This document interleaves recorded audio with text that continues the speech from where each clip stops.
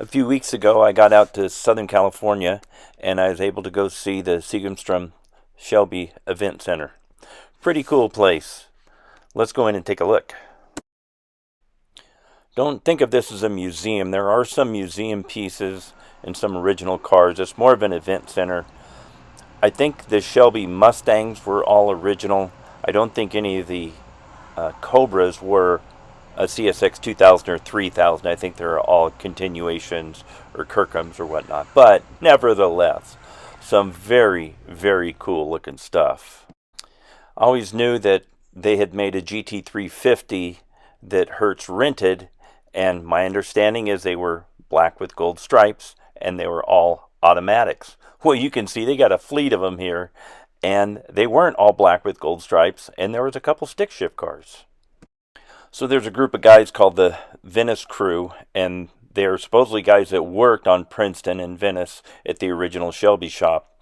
And so what they're building is I guess you'd call it a replica, I don't know. It's an original 65 Mustang, and I think it's a K code, which would have had a 9-inch and 271 horse engine, which is what they started with for those. But they make it to the specs of a GT350. If you didn't have a chance to buy an original one, here's another pretty cool option. And all you need is a lot of money.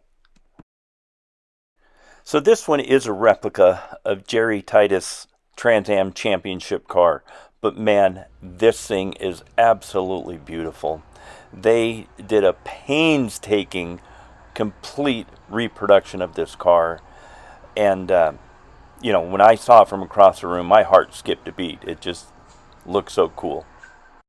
Ford made Jeeps during the war.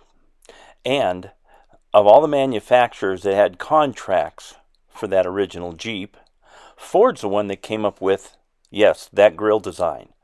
So the next time you see a news story about Jeep going all sue happy because somebody's infringing on their blessed grille design, remember, Ford designed it. So here it is, the Boss 429.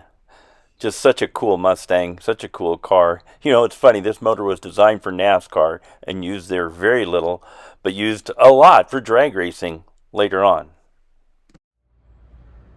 Yes, I'm prejudiced, but I'm going to say the 1970 Boss 302 has the most beautiful body lines of any car from the muscle car era.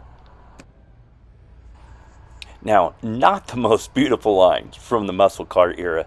This is when they merged the Mustang with the LTD, and you can see they came up with a big car. We had one of these with these exact options.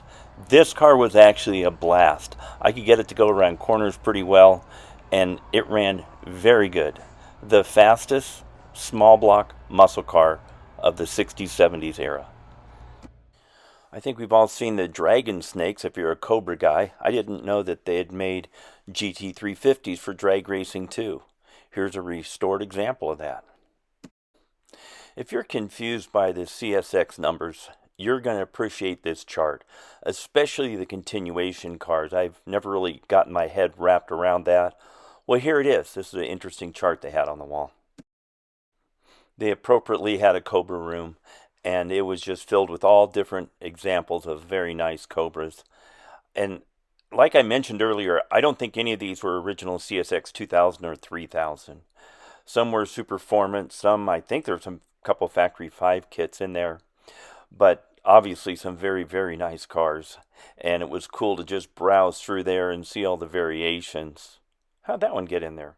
Well, anyway, there's some really nice looking Cobras there. Spent a lot of time looking around this room.